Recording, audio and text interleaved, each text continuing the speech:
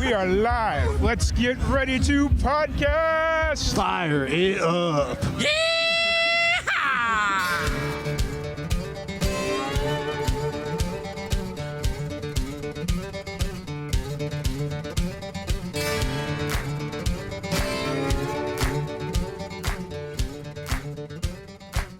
Welcome back to another live and amplified Indie Fusion podcast. I'm your host, Tom Quiet, and we are back at it again with another amazing podcast. Today, we have a very special guest joining us. We have Cody Bradley. How's it going today, man? Going well. How are you? I'm doing pretty good. I'm just enjoying Thursday. You know, it's almost the weekend and got some extended time off coming up here. So Nice, man. Yeah, it's Thirsty Thursday. I haven't dabbled into it, but I'm thinking about pouring myself a drink here in a minute. I feel that. I've got about a half a case of beer sitting in the fridge, and I'm like, that'll maybe make it till Friday. So Yeah, I'll be surprised if mine does. I won a bottle of whiskey in a golf tournament not too long ago, and nice. it looks like it needs to be open. Right. Is it like a local place, or is it like a bottle of Jack or something? I do actually I think they're local out of Clarksville. Okay. I can't remember the name right now. I should have actually brought it out if I was going to bring it up, shouldn't I? No, it's all good because I know like Tennessee, like northern Tennessee and southern Kentucky, they have like the the bourbon trail or whatever it is. Yeah, where you just go and I guess you like plan your time out around these distilleries and stuff like that. Yeah, it's like if you're gonna do something like that, you better have a designated driver because brother, that's an alcoholic move. If your whole trip is designated off of where you're gonna stop and drink whiskey, right. Sounds honestly like my kind of vacation.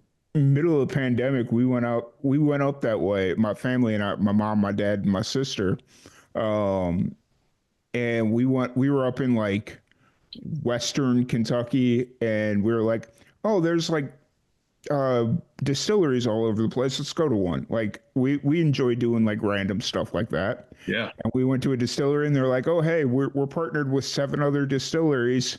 Go check it out. And it was part of the bourbon trail. And I'm like, hammered by the end of it. Right. It's like, it's 4:00 on a Tuesday. I don't know if we want to go through this one right now. So hey, it'll make your Tuesday a lot more fun, your Wednesday a lot harder than it should have been. Right.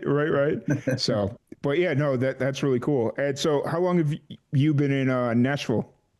So it's a little weird. I was at Fort Campbell, like an hour north of here in Fort Campbell, Kentucky, right on the Tennessee-Kentucky line. And then when I got there, it was in like 2017 or 2018. And then I immediately deployed. Got back in 19 and then was coming down here the summer of 19 and then going back and forth to Fort Bragg and working and just came down, started making connections, writing songs, and decided when the pandemic hit, I was one of the first confirmed cases of COVID on Fort Campbell. So that's my claim to fame up there. Nice. But so they treated me like an alien, so I came down here and found some people who didn't treat me like an alien, and we just wrote songs, put out my first single 2020, and then so I say 2020, but then I actually moved into the city of Nashville in 2021 and got out of the Army that year and just hit it as hard as I could. Fair. I was going to say, what did they do in 2020? Just kind of push you out of the Army at that point, or was it just kind of like... When I tested, I went in, I had just done a school. Got out of that school, did our last eval of that training, and it was like a 26 clip, like a almost like 26 kilometer walk, and then got to our relinquish point. I was dying the entire time, and then we got done, completed the objective, got back to the to do our eval. And everybody was sick there. Well, that was like a Thursday. We got Friday, Saturday, Sunday off because we'd just been in that school. So got to work on Monday, was sick as a dog. They were like, get out of here. We have this thing called COVID going on. And I was like, what is that? And they're like, you have to go get tested. I went and got tested back then. Now they'll do it in 5 minutes, but back then it was like 4 or 5 hours. So I had to go home. They called me, said it, and I called my boss, and he was like, "We don't know what to do with you. Sit down there, and we'll call you when we figure it out." And so I just really did nothing. I had some free days off of work and was sitting there, and eventually they were like, "All right, it's time for you to do work from home. So come get a computer." They set it out on the tank that's in front of our battalion. Hmm. Somebody stood there and watched it, and then I had to come pick it up. And Yeah. yeah, and then Uh, but in Nashville, at least they decided that some people weren't scared of it, and they just still wanted to get together and write songs and put them out. And nice. It still hasn't changed that much. Once you get COVID, they still kick you out, and it's like, nope, don't come in for we a week. still don't understand it. Yeah, it's like it's gotten to the point now where the people I work with, half the people won't even test because it's like I'll be better in 2 days, and at Yeah, and least it's now I don't not have to sit out for the next three for or sure. 3 days, 5 days, whatever it is. So Hey, I didn't mind it. I was like, I feel fine, and you're not making me come to work. This is all right with me. that's fair. That's very fair. And so while you were in the service, were you playing music at that point, or where does that kind of come into play? I was so I didn't really like go out and play music, but my brother died in 2015, and I just remember the feeling of like sitting around with a guitar, and none of my friends really play guitar and sing back in my hometown, but I remember sitting there and just singing like Dinosaur and just old country songs, old violin, and just how we would all just sit there and scream at the top of our lungs. And it just made everybody kind of not forget, but happier to remember at the time, you know? And I was like, man, I could see myself doing this forever. So I talked to a few friends. They're like, well, you better get better, you know? They Hmm. were like, but you can do whatever you want. And so Right. that's when I kind of decided to at least start writing songs and make me feel better about stuff. And then I don't know. I remember just deciding to get out and do it, just chase it. The army didn't. I was tired of deploying all the time, and then um, I like to do what I like to do. So Hmm. Yeah, I decided to just start. I feel that. And when did you officially enlist in the army? Was it I enlisted 2012, and okay? my first active date was like January 2nd. It's on my arm. January 2nd of 2013. I knew tattoos were good for something, right? Hey, it's just so I remember. Right, right, right. And so were you pretty much always stationed in Georgia, Georgia, Tennessee area, or I were was you? never stationed in Georgia. I did some schooling in Georgia. I did Mhm. airborne school in Georgia. I would have done Ranger if I had passed pre-Ranger, but Yeah, um, hey, you win some, you lose a lot. yeah, And yeah. that's just how it goes. But no, I was stationed at Fort Bragg, North Carolina. Which fun fact is they changed the name from Fort Bragg to Fort Liberty, Hmm. and as of this week, they have changed it back. They just named it. Oh, w- we're They going changed through the it. same thing here. Yeah, yeah, they just changed it back under a different dude's name that's Hmm. still Bragg. But I never quit calling it Fort Bragg. Yeah. And I don't think the people from around there did either, because I went up there and played a show not too long ago, right before the floods hit up there in Hmm. North Carolina. And I said something about Fort Bragg, and I said, "Oh, excuse me, Fort Liberty," and everybody was like, "No, this is Fort Bragg." So, Right, right. but So oh, my bad. I'm sorry. no, good, good. No, I hit Fort Bragg, and then I did some time over in Germany, and then some Eastern Europe stuff, Lithuania, Latvia, and then I went to Fort Campbell. Went Nice. did a bunch of schooling out in Arizona, and so I mean, not around Georgia at all. No, no real stopping point. Right. Fair enough. No, I completely understand where you're coming from with the renaming of bases. I live in Waco, Texas, and Yeah, we got Fort Hood, Fort Cavazos, like yeah, right down the way. And I remember when they first flipped it or switched it from Fort Hood to Fort Cavazos, people still call it Fort Hood. Like, 1,000%. yeah, like you go on Google and like this, it still says Fort Hood. So, Well, it's because nobody living there wanted to change the names. It's mhm. harder on getting your mail. It's harder on Right, writing your address. You know what I mean? Like it's just people who had no affiliation that were just like, let's change these. But right, right. And so now we're thinking like, are they gonna change it back to Fort Hood? Like, I don't know. Who We'll see. knows? Let's see if he just starts a whole run of changing everything back to. Right. He's It, old school. we'll see. You know, it's like, I mean, but then again, Fort Hood has had its own history of situations. Like Yeah, there, maybe that one changing its name ain't so bad if we can get a fresh start down there. right, right, A right. lot of murders and drugs in Oh Fort yeah. Hood. I've been here for since 2019, so I was here for a lot of like real crazy stuff going down. Like, Yeah. yeah, yeah. So I got some friends that were stationed out of Fort Hood, and it's like, dude, they'd been there for 10, 12, like a good chunk of time. And I'm like, I can't even imagine some of the shit you've seen. So, I know, just walking out your front door. right, right, right. Um, so you've been in Nashville now for a good chunk of time. How's that kind of changed you as a musician? Have you had kind of an opportunity to kind of figure out what kind of musician you wanted to be since moving to Nashville, or do you feel like you've always kind of had a good grasp on that? I think everybody has this grasp of, or this thought of what they're going to be when they get Mm-hmm. here, and how it's going to go, and we're all gung ho and happy and excited, you know. And then Nashville hits you, and reality hits you in the face. Everybody thinks they're going to get signed and have a number one in the first year or 6 months or whatever, and that's just not how it goes. It's just, I think you have to have that mentality a little bit, but it's humbling, and that's what I think is the best thing about it is Nashville's the big leagues, right? Mm-hmm. You have the best songwriters come here. You have some of the best performers, whether you agree with the way they perform or not. Um, how their bands are set up and stuff like that. I know there's that Oliver Anthony thing with Parker and Texas versus the world type stuff as far as their music. Which, hey, I'm a huge Texas fan, and Mm-hmm.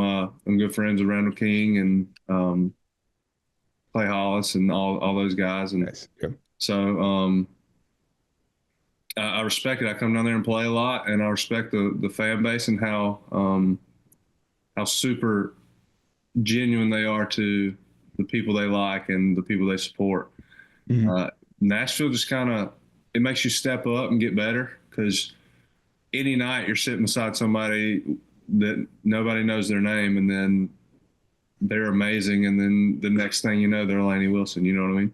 Right. Or 100%. Cameron Marlowe. That was my first experience. Was I sat at a writers round and played beside Cameron Marlowe, and I looked over and I went, "Oh my God, this dude is ridiculous." And Right. then 6 months later, he was the Cameron Marlowe that we know today. You know, Mm-hmm. but you just got to get better. That's what Nashville's about. Is Yeah. it's competition, and don't leave, don't quit. Oh yeah. The my first experience with that was Billy Strings. Yeah. We were down in at a festival in the Keys, and we were doing like my group at the time. We were doing like interviews and stuff, and we were sitting backstage because it was kind of set up weird that year because was right after what was the really big hurricane in like 2017 or 18 that like really destroyed Florida or the Keys. I was deployed a lot during those years, so I'm It not. was I think it was like Hurricane Irma. I think it was like Irma Oh, or Irma, I something. do remember that name. Yeah. Yeah. It was like right after that. And so like their bandstand that they use down there for the festival, it was like destroyed and all that. So they moved it out on the beach. And we're just kind of sitting in this like weirdly fenced off backstage, if you can call it that. And Billy Strings is just walking by singing, just kind of doing his thing. Was he on drugs back then? Oh yeah. Oh yeah. He him and my buddy and a couple other guys, they went over in the corner to go smoke a joint. And like, so now my buddy, every time I bring it up, he's like, I got to smoke a joint with that guy. And I'm like, I got to smoke joint with Billy Strings. yeah, I'm like, I mean, cool. You know, it's a cool story. But then like 6 months later, he was just on top of the world. I think he ended up going up on like late night or Kimmel or something like that. And, you know, it was just like, holy crap, after 6 months, 6 months later, and it just flips like that. So It's crazy how it can go. You can be down in the dumps as far as you can go, and then everybody knows your name. yep. Um, so you got new music coming out, Yeah. 28th of February. Yeah. Uh, Last day. How's it feel to have your first song or first project, first release of the year coming out? It's good. These songs have been a long time coming. This song was scheduled to come out in like July or June of last year. And then things just happen, and things don't come out and you have to move stuff to the right. And we ended up changing these next four that are coming out from what would have been on an album to now these are going to release into their own EP. Mm-hmm. The Guess I'm Still Heartbroke EP, which will be the last song that comes out, and I am probably oversharing, and my manager's probably going to be mad about this, but who cares? It happens. If you're the first person I've gotten to say too much, I think I'm doing all right with my life. You know. Yeah, I see. I learned about all this stuff in the Army, and y'all get me every time I'm on one of these, Yeah. because I was an intel analyst, so they always said, "Hey, breathe, pause, and like make sure you're saying what you Fair. want to say." And y'all get us every time. It happens. I mean, if it makes you feel any better, this podcast won't be out for 10 days. So, Okay, I yeah. know it's fine. I'm fine with whatever. Yeah. I don't It, mind. I don't mind giving too much information if as long as people know about it. yeah, for sure. For sure. But You know, the fact that, like, it's kind of interesting that you said that it's been a long time coming to get this music out because you said it was supposed to release in what, July, June, yeah, July? yeah, almost or 6 or 7 months ago. Yeah. So what was the whole, was it just like other stuff kind of took precedence or like something with the production aspect or? No, so they were all finished, and then we just didn't have really the numbers on the other songs as far as I mean on Spotify we did great last year. We got up to 400,000 monthly listeners. You know what I mean? Like we were running, and then we picked up some dates with Eli Young Band and Russell Dickerson, and we went out and did that stuff. And it kind of just with a small team for an independent artist, it kind of just fell back, and we wanted to make sure we were putting our first things, our best things forward. Mhm. And I'll be honest, some of it was me. I was in my head and I was like, oh, is this what needs to go next or what needs to come out next? And we steady released and we did well last year, and that's a testament to all the fans and listeners and people who listen to what we do and really enjoy it. So it was, it's a bunch of things. It wasn't like anyone telling me I couldn't put it out. It was me trying to figure out the best way to get it out there. And I'm back in the studio now, and it's time to get these out there first. Nice. So. Nice. I dig it. And is it like a EP or full? Is it more of a fuller project? So this is going to be this we're gonna roll these out one by one with their own Okay. story leading into the end of it, and then we're gonna package it all together Got and put it out that way too. So and gotcha. add some new things on there. So you're doing like doing like the what is it called, the The waterfall waterfall? method a little Yeah, bit. Yeah, yeah, yeah. yeah. I've told a lot of people like the waterfall method works really well, especially if you're touring because it gives you the opportunity to release everything up front on physical medium. Yep. And then as you're touring, it's like, oh, hey, this is the only place you can kind of get your music, and then just kind of slowly put the rest of the music or the singles out. And by the time you're done touring, you've already sold your albums, and now your music's out there, you know? Absolutely. That's what we're trying to do. So and It, it also makes sure that a lot of times like people are with the way that like social media has changed, it's music streaming has also turned into social media a little bit. And if you waterfall, people get stuck on that music, and then they might hear something that they weren't going for. Um, they might like one of your other songs, and then it rolls into a different song. Now they like two of your songs, and it's just building that person who wants to listen to your music. 100%. I'm honestly waiting for the day because, like, I mean, you have it a little bit on Spotify now, but where Spotify becomes a little bit more like SoundCloud, where Yeah, there's a little bit more of a communal aspect to it. for sure. And I think that's the only thing that's like holding Spotify back from being like YouTube or Facebook or anything like that, you know? So, Yeah, they'll figure it out, and they'll figure out how to pay themselves and not us. Yeah, that's fact. It's the unfortunate side of the business, but you know, it's like musicians have been getting screwed over for decades, Yeah. way before Spotify. If it was about the money, we wouldn't do it. Right, right, right. But sometimes you get lucky and then you make a bunch of money, Yeah, and that'll be cool. And then right. we'll go smoke cigars and do whiskey tours, brother. Yeah. It's like, yeah, as long as I ain't got to drive, I'll do whatever. I'll do any Yeah. whiskey tour. As long as I'm not the one driving, I'm cool. We'll get an Uber Black, dude. We'll get the Right. big one. We'll just stretch out in the back. I dig it. I'm with it. I'm there.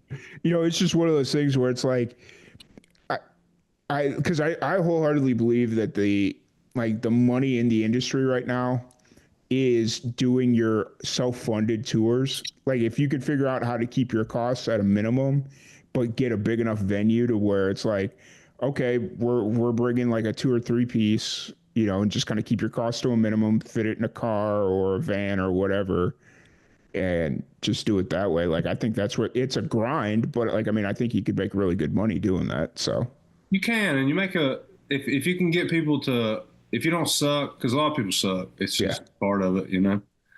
There's just such a saturated market. It's like they're good accountants and they're bad accountants. You know what I Mm-hmm. mean? Mm-hmm. But it's like if you're good and you can get people to want to buy your T-shirt at the end of the night, well, not only have you made whatever that profit is on that T-shirt, or you've also made a fan who's going to stream your music and tell people about you, and they're going to wear that shirt sometime, and somebody's going Mm-hmm. to ask them who, you know what I mean? And it's a waterfall thing. Again, everything in business kind of, Yep. and then so that's the big part of it is sometimes we'll take hits on the shows if we know that we're going to be able to build fans and stuff Mm-hmm. because I mean that's what's important anyway at the end of the day.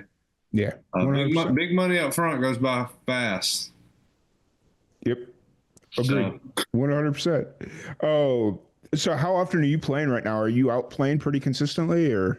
I start playing not this weekend. Next weekend is my first weekend out. We're going to run Georgia a little bit, and then we are hitting Georgia again in April. And then I've been in talks with Clay Hollis Mm-hmm. about coming down, and I opened a few shows for him last year. Played a good bit in Texas with him in there in Copeland, and so we're gonna try to get with those boys, see if we can't put some shows on and run the Texas market a little bit. Uh, Right. and Nice. yeah, I mean, I love Texas. I love being down there. My kind of people. They're a lot of folks ain't hard nosed, and Texans are, and I like being around that. Right. Right. Right. Um, I almost posted a very out of pocket video this morning because basically touching on everything you just said about Texas being very hard nosed, but everybody else is like the phrasing I was going to use is soft as baby shit. yeah, So yeah, it was. Luckily, I came to my senses really quickly. I was like, if I post this video, I might piss some people off, but maybe that's what they need. So yeah. I think it's just like I think it's I don't know. They're cowboys down there, you know, hardworking people. They wake up and most of them. I mean, you still got your Austins and your mm, all the all those places, but yeah. for the most part, the people that I know in Texas, people I hang around anyhow. Mm-hmm. I mean, real men and women Mm-hmm. work their ass off, and 100%. that's I mean that's as close to Georgia as you can get. Yeah. 100%. You've brought up Clay Hollis a couple different times. I was kind of going back and forth if I wanted to share this story. So early on during the pandemic, I got hit up by um, it was like a PR person that was working with Clay. Like Mhm. this, we're talking like 2020, 20, like mid 2020 in that Yeah, ballpark. And so I kept getting these emails about Hollis. I had no idea who he was because at that point I wasn't in that deep in like the Texas scene. Like I knew a little bit, like I knew who Stony LaRue was and just like I knew yeah, a yeah. couple of names, but I didn't like I wasn't in deep like that. And I was like, I don't know who this guy is, you know, but if there's an opportunity to sit down and chat with him, I'll do it. But then in the same time, there was a hip hop artist named Hollis, spelled exactly the same way, except it was Yeah. Hollis and Clay Hollis. He was hitting me up through my website like, "Hey man, I'd love to get on," but he hadn't released any music. He was just like trying to get on to promote music that he was trying to release, Yeah. essentially. And for whatever reason in my brain, I thought they were the same person. Like, I mean, you could see the Yeah. mistake. Yeah. Yeah. I mean, if you don't, especially that happens, you know what I Yeah, mean? It's yeah, yeah. similar. And so in my head, I'm like, wait a minute, this is the same. And I got them both mixed. I got them mixed up, and I just kind of stopped talking to the people. And Yeah. now going back, I've seen Clay Hollis like pop up, and I'm like, wait a minute. And I went back through all my emails, and I was like, wait, there was a Clay Hollis, and there was a dude named Hollis. These Shit, are different people. I screwed up. Damn it. And so now it's just kind of like Clay Hollis is like, all right, well, I guess I'll have to wait my turn on that one. So, Nah, you reach out to him. He'll probably do something. uh, I don't know. He's a good uh, guy. That he helps me out a lot in Texas, and we're gonna try to get him out to Georgia a little bit. Do some nice. show swap stuff, and Yeah, that's cool. Yeah, we'll have to, when you come out to Texas, we'll definitely have to let me know. I'll have yeah, to for catch sure. you. I So absolutely will. we're, uh, we're doing a little bit of traveling this year. So Okay. we're, Yeah, we're, I'll we're definitely. I'll moving and send you grooving. when I figure it all out. I'll get you set up, brother. Sweet, sweet, sweet. But as far as like outside of music and looking forward, what do you got going on? Are you know, looking at deer hunting? See, like, I don't know. What do you like to do outside of the music? Yeah. So it's I just signed a new lease on a new apartment, so I get out of this studio Nice. because this is my whole place, honestly. Um, so I just got a new place, getting ready for that. Moving in there in the next couple weeks, and then uh, adult league baseball is coming up. You know what I'm saying? The Nashville Dollies. We Yeah. coming at you. Won the championship last year. Nice. And yeah, those are things I like to do. I like to play sports, and I actually, well, story for you. We got together 2 weeks ago, and we're playing flag football. And I get out there, and I mean, I've been in the gym pretty good this year. I've been working at moving, running again, kind of getting my life together since. Yeah. Not that I let myself go, but I just haven't. I don't work out like I used to when I was in the military, and I wanted to do that again. That was one of my Fair. things I wanted to do this year. So I get out there and I stretch a little bit. I run up the field. I sprint back. I do some side straddle. You know, I'm like, oh man, I'm about to cook these dudes. Yeah. I'm about to run all over this field. Little slot, inside receiver, tight end type. Yeah. I run it in, go to cut back out. My groin pops. And I was like, oh, this is the very first play, bro. Right. And I run off the field. I'm like, oh, check out. Hey, come, hey. They come over. I was like, I cannot believe this. Okay, I play the rest of the game a little bit, but I play it very slow. I can't cut, Yeah. I can't run nothing. I get to my buddy's house afterwards, and I'm like, hey, let me get an ice pack. Like I'm chat GPT, and what do you do when you rip the inside of your leg off? Right. So I like go and I get back home after I did that. And I'm like, this hurts pretty bad. Take my pants off, and the whole inside from my knee up to where I don't know what it's called, where your hip bone, you know what I'm talking about? Yeah. The Yeah. upper groin, Yeah. completely black. And my whole leg, the outside of it got way better, way faster. But like, I mean, that whole thing, I was like, I had to have ripped that in half, and it just somehow came back together because I'm walking on it. But dude, it was Right. a terrible thing. So I should watch out for adult sports this year. Right. 31 might be pushing it, but I'll go out there and break every bone in my body. I don't care. Right. I did the some. Now, I wasn't playing sports at the time because I've got bad knees as it is, and Yeah. so like sports isn't.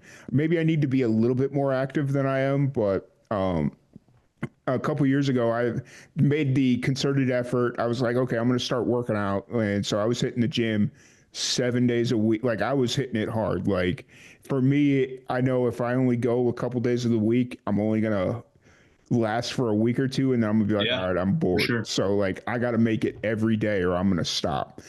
And so I'd been going to the gym for like 3-4 weeks, day after day after day after day, and going for like an hour and a half, like just really killing it in the gym. And I was like, okay, well, I'm gonna take a week because I got to go visit my dad down in Florida. All this stuff. He had his boat down in the Keys, and so I went to go visit him.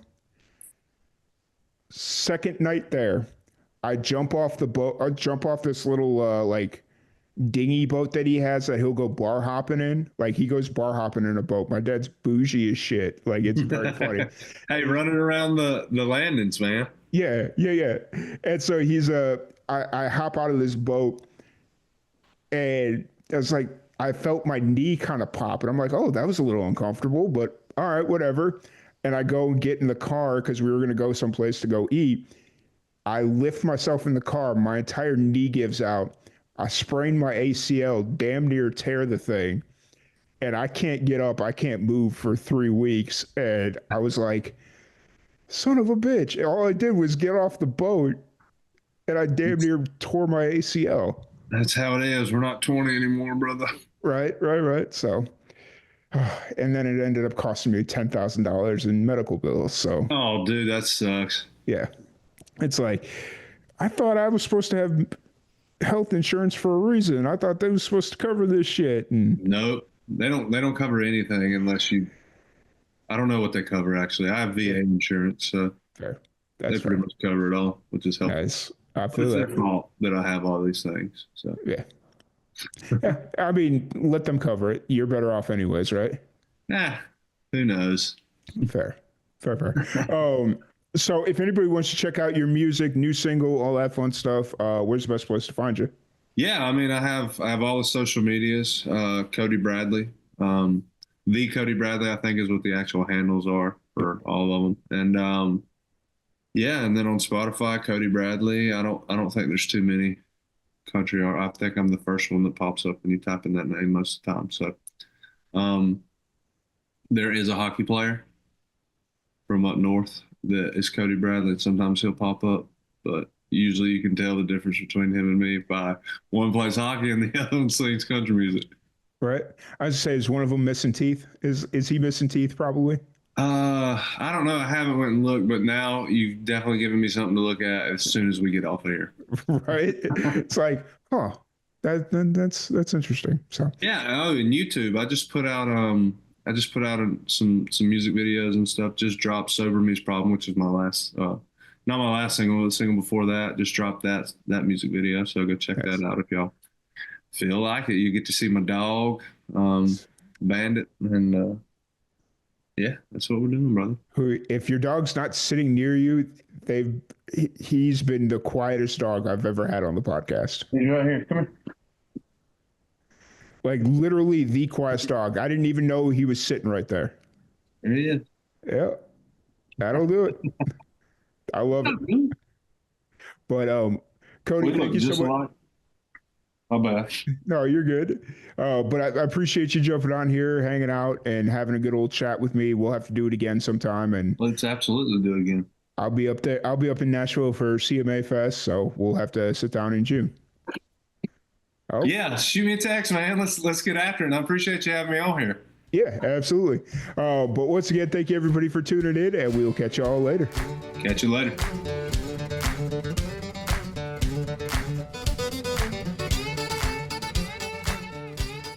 Thank you so much for joining us on today's episode of Live and Amplified's Indie Fusion podcast. If you'd like to support anything Live and Amplified does, please follow us on all of our social media platforms at Live, the letter N, Amplified. You can find us on Facebook, Twitter, Twitch, Instagram, YouTube, Threads, any of them, all of them, at Live, the letter N, Amplified. And if you would like to buy any official Live and Amplified merch, you can do so at our merch shop, link in the description below. Once again, thank you all. Have a great day.